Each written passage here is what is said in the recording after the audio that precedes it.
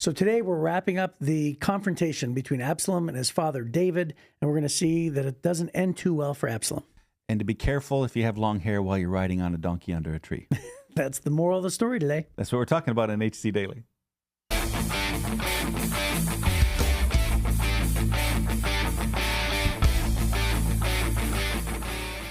You're listening to another episode of HC Daily, a daily devotional podcast that you can listen to at home or on the go. We believe that you can grow as much as you want to grow spiritually, and this podcast can be a part of your daily growth plan. So, whether you're watching on YouTube, listening on Spotify or your favorite podcast app, we're glad you're here. Now, let's join our hosts, Jeff Forrester and Chris Zarbaugh, in the studio. Okay, Chris. Yes. So a couple days ago, we talked about things that you dislike, your dislikes. Yes. Sure. And your fans, they love you. And so they don't just want to know what you dislike. They want to know what you love. So stupid. And so when it comes to, manly things, let's talk about cars. What's your dream car? What's the car you have to have? I already have it. If you can only have one car the rest of your life, this is the one. So I have to preface it by saying my brother Tom is a car connoisseur. Okay. He loves cars and can name them and is familiar with them. In fact, just the other day I went to Beverly Hills, take my son to a doctor, and across the street was a Ferrari dealership. Wow. I'd never been inside a Ferrari dealership. I thought, I don't have many occasions to need to go to a Ferrari dealership. Well, people tour it all the time. And this gentleman sitting next to us said, "Oh, you need to go in there and walk around." It was unbelievable. So then I just took a few videos and I sent them to my brother Tom, and he's like, "That's the, blah, blah, blah, blah, blah, blah." And he just knew everything about it. Anyway, so all that to say, my brother Tommy knows that a 1968 Corvette, Stingray Corvette, is my favorite car of all time. Wow. So, the kind, with the big, huge wheels and the pointy front, and I just absolutely have always loved that car. 68 Stingray. Yeah. So if I ever, What color? What's that? What color? Oh, it doesn't matter what color. Doesn't matter what color. Yeah. But to believe it or not, I favor white. White? Yeah, I favor white. Okay. So, which is odd, but usually when I see those, white is a really common color for those, and I just love it. So if I really did truly end up, having a midlife crisis and want to spend a bunch of money on something, that is the car that I would buy. That'd be it. And gas mileage probably is about 10 miles a gallon, 8 miles a gallon. Probably like 4. Yeah. So with today's gas prices, you'd just be sitting in your driveway in it. But I can just imagine you'd be sitting in your driveway pretending like you're having fun. I'm overwhelmed. I'm overcome with this feeling that somebody out there listening wants to donate a 68 Stingray Corvette to me. Yeah, you think so? Good luck with that, but can you even believe that pastors do or preachers sometimes do stupid stuff? Good luck with that. Yeah. I doubt it's going to happen. No, it will not happen. Little faith. Okay, so today we're going to wrap up the Absalom saga in David's life, right? Yes. So all these wives, all these undisciplined sons, all the revenge, the fact that Nathan had said, because you took advantage of Bathsheba, because you killed her husband, death is going to be a big part of your family now. And of course, now that his sons are grown, this is what we're seeing. So it's just such a sad ending. And this story didn't have to happen this way. No, this was so frustrating. So anyways, 2 Samuel chapter 18, the New Living Translation. We'll just start with verse 1. We'll read through 17, and then we'll jump down and finish up the end of the chapter. It says, David now mustered the men who were with him and appointed generals and captains to lead them. He sent the troops out in 3 groups, placing one group under Joab, one under Joab's brother Abishai, son of Zeruiah, and one under Ittai, the man from Gath. The king told his troops, I'm going out with you. Oh, I love that, right? Mm-hmm. But his men objected strongly. You must not go, they urged. If we have to turn and run, and even if half of us die, it will make no difference to Absalom's troops. They'll be looking only for you. You're worth 10,000 of us, and it is better that you stay here in the town and send help if we need it. If you think that's the best plan, I'll do it, the king answered. So he stood alongside the gate of the town as all the troops marched out in groups of hundreds and of thousands. And the king gave this command to Joab, Abishai, and Ittai. For my sake, deal gently with young Absalom. And all the troops heard the king give this order to his commanders. So the battle began in the forest of Ephraim, and the Israelite troops were beaten back by David's men. There was a great slaughter that day, and 20,000 men laid down their lives. The battle raged all across the countryside, and more men died because of the force than were killed by the sword. During the battle, Absalom happened to come upon some of David's men. He tried to escape on his mule, But as he rode beneath the thick branches of a great tree, his hair got caught in the tree. His mule kept going and left him dangling in the air. One of David's men saw what had happened and told Joab, I saw Absalom dangling from a great tree. What? Joab demanded. You saw him there and didn't kill him? I would have rewarded you with 10 pieces of silver and a hero's belt. I would not kill the king's son for even 1,000 pieces of silver, the man replied to Joab. We all heard the king say to you and Abishai and Ittai, for my sake, please spare young Absalom. And if I had betrayed the king by killing his son, and the king would certainly find out who did it, you yourself would be the first to abandon me. Enough of this nonsense, Joab said. Then he took 3 daggers and plunged them into Absalom's heart as he dangled, still alive, in the great tree. 10 of Joab's young armor-bearers then surrounded Absalom and killed him. Then Joab blew the ram's horn, and his men returned from chasing the army of Israel. They threw Absalom's body into a deep pit in the forest and piled up a great heap of stones over it, and all Israel fled to their homes. And then we'll jump to verse 24. 24, yep. It says, But Ahimaaz continued to plead with Joab, whatever happens, please let me go too. Why should you go, my son? Joab replied, there'll be no reward for your news. Yes, but let me go anyway. So he wanted to go tell King David. You're in verse 22. Oh, did I? Okay. Yep. Anyways, they were wanting to go tell King David about the news. Yes. And then verse 24 is what we're supposed to read. While David was sitting between the inner and outer gates of the town, the watchman climbed to the roof of the gateway by the wall, and he looked as he saw a lone man running toward them, and he shouted the news down to David. And the king replied, if he's alone, he has news. As the messenger came closer, the watchman saw another man running toward them. He shouted down, here comes another one. The king replied, he also will have news. The first man runs like Ahimaaz, son of Zadok, the watchman said. He's a good man and comes with good news, the king replied. Then Ahimaaz cried out to the king, everything is all right. He bowed before the king with his face to the ground and said, praise to the Lord your God, who has handed over the rebels who dared to stand against my lord the king. What about young Absalom? The king demanded. Is he all right? Ahimaaz replied, when Joab told me to come, there was a lot of commotion, but I didn't know what was happening. Wait here, the king told him. So Ahimaaz stepped aside. Then the man from Ethiopia arrived and said, I have good news for my lord the king. Today the Lord has rescued you from all those who rebelled against you. What about young Absalom? The king demanded. Is he all right? And the Ethiopian replied, may all of your enemies, my lord the king, bow now, both now and in the future, share the fate of that young man. The king was overcome with emotion. He went to the room over the gateway and burst into tears. And as he went, he cried, oh, my son Absalom, my son Absalom, if only I had died instead of you. Oh, Absalom, my son, my son. I'm heartbroken Isn't just that reading tough? I know. it. Ugh, that's so emotional. Yeah.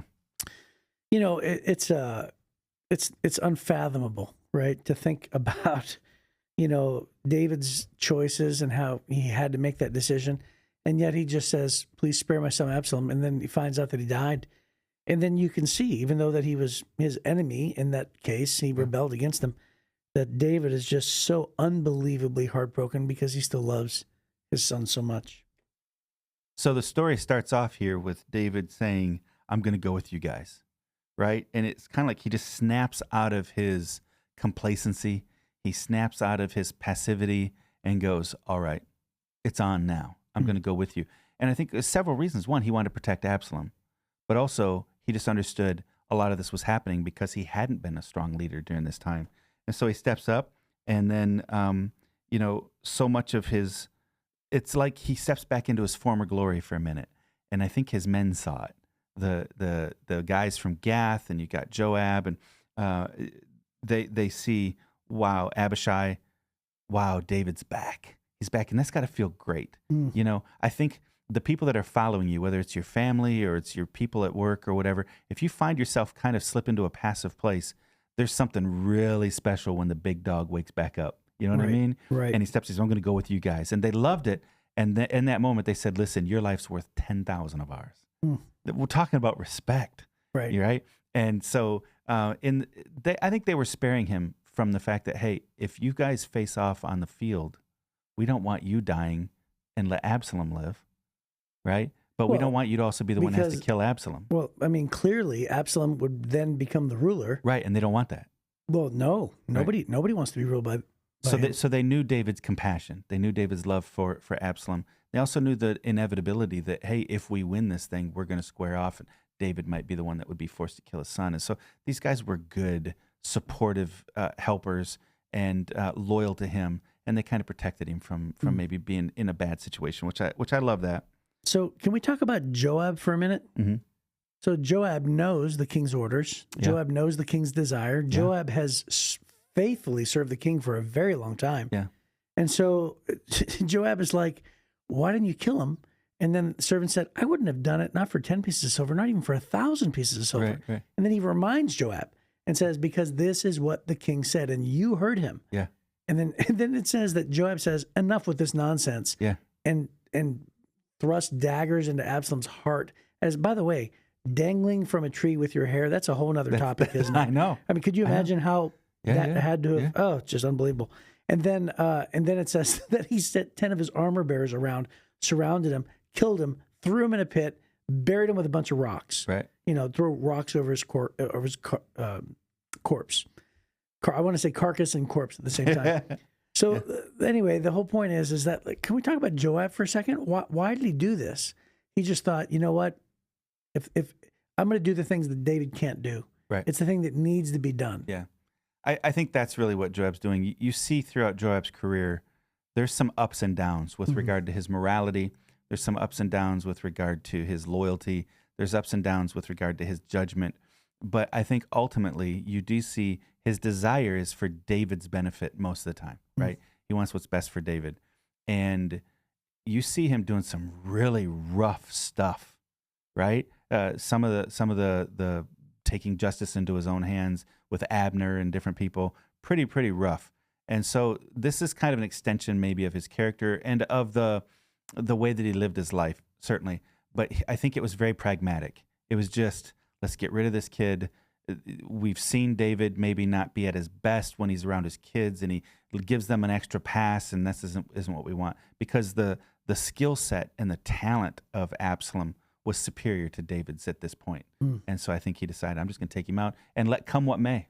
Yeah, and I think that we must not forget that Joab might have felt responsible for this entire rebellion, because it was Joab who pleaded in front of David through the widow to bring Absalom back to the kingdom. To Jerusalem. Yeah. And so really, Joab might have felt responsible. And he's probably thinking, none of this would have happened if I would have just listened to the king in the first place. Yeah. Because the king had him banished. The king had him controlled. They obviously had no influence with the people of Jerusalem, right? And then he brings him back into the kingdom. And then all of a sudden, Absalom is postured at the city gates for 4 years and was able to rise up. And so, Joab might be thinking, I have to right my wrong here. Yeah. There's an entire thing, I always love talking about the Life Application Bible. You should get one. We don't get paid for this at all. We don't get any marketing. I just think it's the best study Bible for somebody who's trying to really learn what's in the Bible. And there's these character studies. Yeah. So if you go to page 501, there's these character studies where it'll kind of give you the highlights of a guy's life. The good, the bad, and the ugly, right? Yeah, Joab. And so there's one here of Joab, and it talks about, the good things. He's a fearless fighter, like his brothers, all those kinds of things. But it says in the middle, he set his own standards, and he lived by them, and he died because of them. Ultimately, he dies because of this action, and another one where finally he crosses David. There's little evidence that Joab ever acknowledged God's standards. He lives by his own. And I think this is the issue. If you jump down one more, it says, Joab's life illustrates the disastrous results of having no source of direction outside of yourself. He didn't have God's moral compass. He's just doing what he thinks is expedient. Ultimately, it costs him his life because of his disloyalty eventually, right? But if you look at the strengths, it says he's a brilliant planner and strategist. He's a fearless fighter. He's a resourceful commander. He's a confident leader. He reconciled David and Absalom. He masterminded the conquest of Jerusalem, right? He did some great things, but he was repeatedly ruthless and violent and vengeful. He carried out David's schemes to have Uriah, Bathsheba's husband, killed. He avenged his brother's death by murdering Abner. He killed Absalom against David's orders. And then ultimately he plots with Adonijah against David and Solomon. That's a story that's coming up where he actually throws in with Adonijah in another coup attempt. Yeah. So it's just crazy. When you don't anchor your decision-making to God's words and God's morality, you're only relying on yours. And that's always going to, you make yourself your own God, and that's always going to cause failure. Yeah. So that's what happens. But so, Joab's no better than Absalom, certainly. He's just on David's side in this moment. And Absalom's long hair It's his vanity. It's his own vanity that gets him tangled up in the tree, right? In that day, men didn't wear their hair long, right? They would have kept it shorter, especially warriors. But here he is, he's out riding on his horse or on his donkey or whatever, and his hair is flying behind, it gets stuck in a tree. And what a terrible way to go. God allowed his own vanity to get him caught up and get him killed. Did you see Incredibles? Yes. The movie Incredibles, yeah. where she goes, no capes. That's right. Because capes were responsible for all the deaths of the heroes. Right. You got a cape caught in this and on a missile and then in a helicopter and all these things. No capes. No capes. And so, it's no hair. Yeah, and I think it's very poetic that God's justice towards Absalom was in the one thing. It wasn't a military defeat in this. It was a pride defeat, right? God allowed his pride and his vanity to be the thing that gets him tangled up and caught.